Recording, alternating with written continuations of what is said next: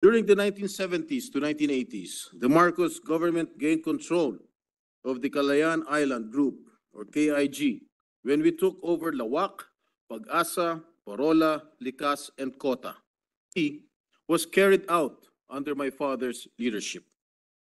The Estrada maneuvering and the fall of Camp Abu Bakar, the Moro Islamic Liberation Front's second largest camp, the culmination of the Estrada administration's all-out war against the MILF are proof of my father's strong resolve to assure internal and external security. Ang sinasabing pangako na tanggalin ang BRP Sierra Madre sa Ayungin Shoal ay isang kasinungalingan.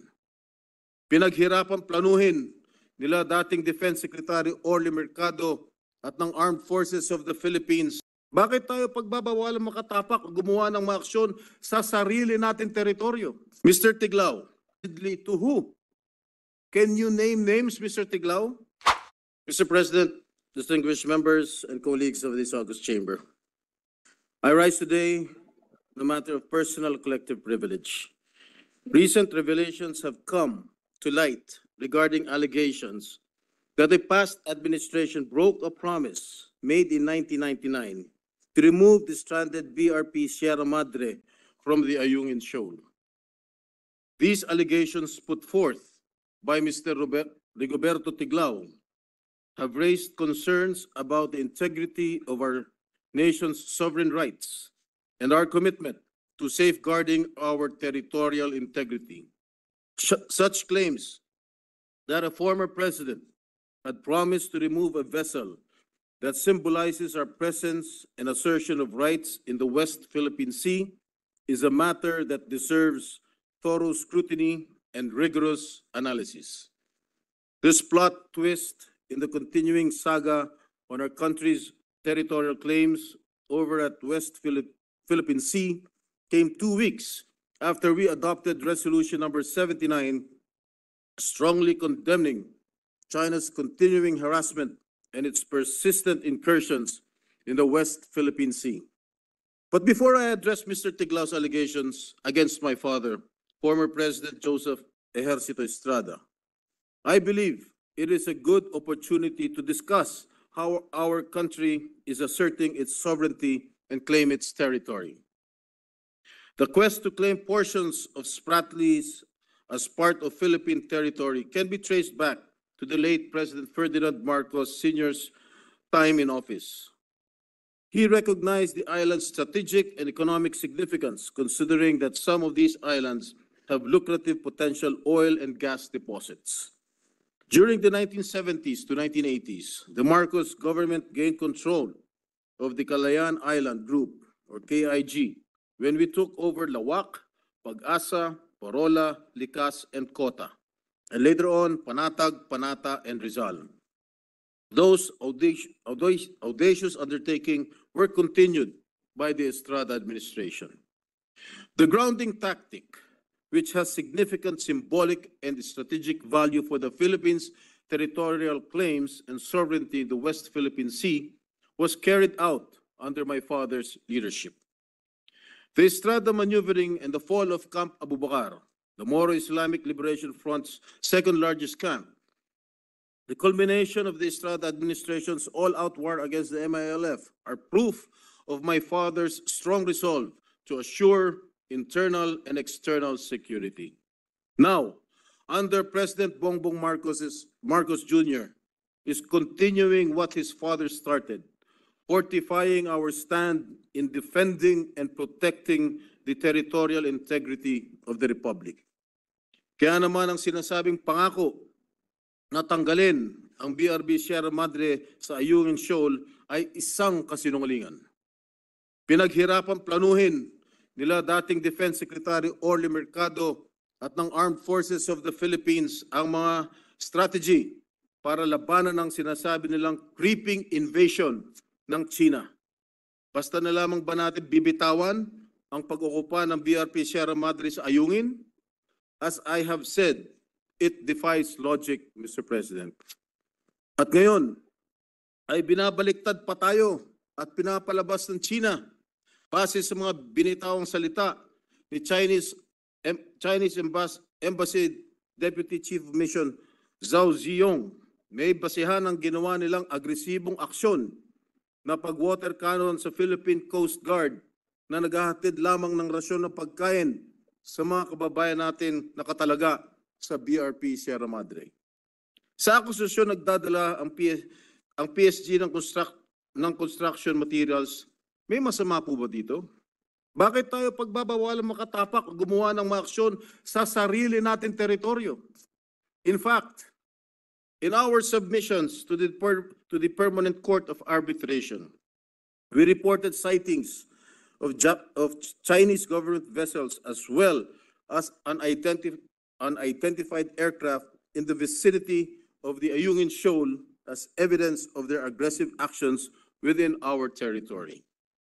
The Arbitral Tribunal, in its 2016 ruling, declared the Mischief Reef, which is in the Spratly Islands, and the Ayungin Shoal are within the exclusive economic zone and continental shelf of the Philippines. The PCA, in its ruling, said China has failed to exhibit due regard for the Philippine sovereign rights in its exclusive economic zone. The 80-year-old landing ship tank, a commissioned ship of the Navy, nakita nyo, bulok na, no matter how rotten-looking and unseaworthy, is an extension of the territory of our country. BRP Sierra Madre serves as a symbol of our determination to defend the Philippines' sovereign rights against challenges from other claimants and a reminder of the sacrifices made by the Philippine Navy and military personnel stationed in Ayungin to protect the country's interest. Maaari nating sabihin, ang BRP Sierra Madre ay isang pambansang sagisag ng matapang na pantindig at hindi pagyuko ng Pilipinas sa kabila ng pananakot at pang-aapi. Sa kabila ng kalumaan, kawalan ng maayos na suporta at pagdaan ng maraming dilubyo, nananatili itong nakatayo at matatag. For 24 years now, we have not heard of any effort to undertake other measures in continuing and fortifying our country's stronghold in the West Philippine Sea. We have been kept by our neighbor China in various forms of bullying, harassment, while they continue to build structures in these disputed areas. Mr. President, let me just ponder more on the assertions of Mr. Tiglao in his several published articles. Mr. Tiglao based his claims on the 2022 book of Gregory Polling, an analyst specializing in Southeast Asian political and security issues, offered no other information. How can we consider a passage in a book that claims former President Joseph Estrada vowed to remove BRP Sierra Madre from Ayungin Shoal at the request of the Chinese government as unquestionable truth? It was made verbally, allegedly to who? Can you name names, Mr. Tiglao? Stupid. Even the confidential memorandum of former Department of Foreign Affairs Secretary Albert Del Rosario, addressed to the late President Benigno Aquino III, which Mr. Tiglao mentioned in his piece, was ambiguous, as it merely stated that the Chinese side claimed that Philippine authorities promised China that they would immediately remove the stranded vessel. I am quite certain that my father made no such agreement, even verbally to anyone, to any Chinese official during his incumbency. And I can back up my claims. As I have earlier said, that former Senator Orly Mercado, who was the defense secretary of my father during his time, along with Navy officials, came up with the idea of running aground some of the World War II era LST or landing ship tank Sierra Madre to stake Philippine claim and establish a presence in the Calayan Island Group during a command conference of the armed forces.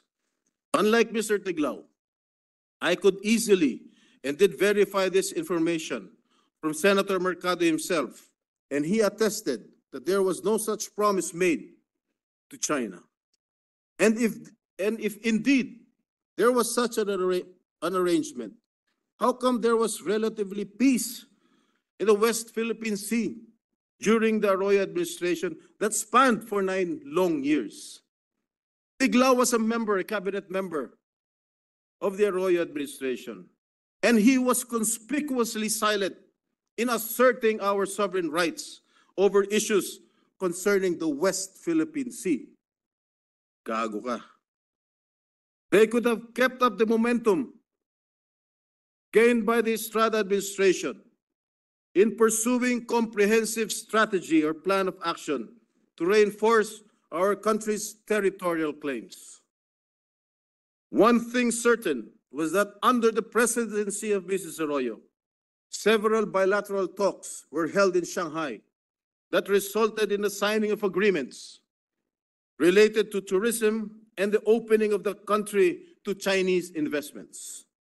As we deliberate on this matter, let us reaffirm the principles that guide our actions as custodians of our nation's interests. Ayungin Shoal is not just a piece of land. It symbolizes our assertions of sovereignty and our dedication to upholding international law, specifically the United Nations Convention on the Law of the Sea. Mr. President, distinguished colleagues, the BRP Sierra Madre's presence at the shoal stands as a testament to our unwavering commitment to defending our rightful claims and securing our territorial integrity. And as a sovereign nation, we hold dear the principles that our forefathers and heroes fought hard to secure. Any suggestion that goes against this commitment, regardless of whether it happened in the past or present, challenges those principles.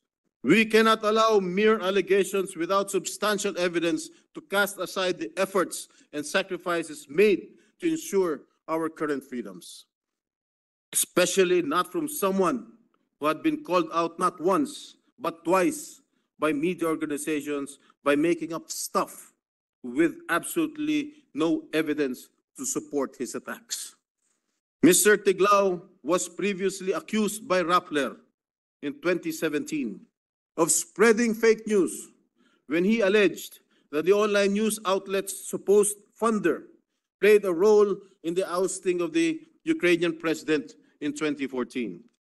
In 2022, he repeated his actions by accusing Verifiles, an independent media organization, of being funded by U.S. bankrollers and supporting then Vice President Leni Robredo's presidential campaign. Hindi ko lubos maisip kung bakit kailangan magpakalat ng ganitong kasinungalingan kung kailan paulit-ulit ang pambubuli sa atin ng bansang itinuturing nating kaibigan. Maliban na lamang kung isa siyang makapili o isang traidor ng bayan. Ang katagang binitawan ng batikang aktor na si John Arcilla sa kanyang pagganap sa pelikula bilang si General Luna ay tila nababagay kay Mr. Tiglao. Ang sabi niya, may mas malaki tayong kalaban, ang ating sarili. Ginoong Pangulo, sa panahong sinusubok ang ating katatagan at pagkakaisa, gamitin natin inspirasyon ang BRP Sierra Madre na patuloy na naglalayag para ipaglaban ang ating kasarinlan. While we may have differing opinions, one thing is undeniable. On July 16, 2016, we successfully fought for our rights and emerged victorious.